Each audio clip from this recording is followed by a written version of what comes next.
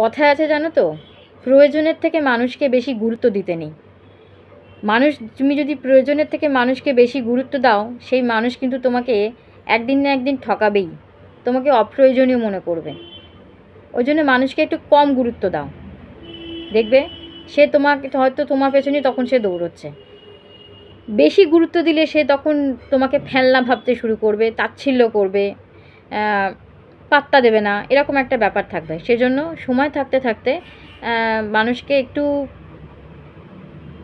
মানে কম পাত্তা দাও, মানে গুরুত্বটা একটু কম দাও। যে এমন মানে অনেকে আছে না, মানে তুমি ছাড়া আমার চলবে না, আমার ছাড়া সে চলবে না, এই জিনিসটা কখনো বোঝাতে যাবে না। তাহলে কি হবে, তার গুরুত্বটা তোমার কাছে অনেকটা কমে যাবে, তখন তোমাকে সে তাচ্ছিল্য মনে করবে, তোমাকে অতটা পাত্তা দেবে না।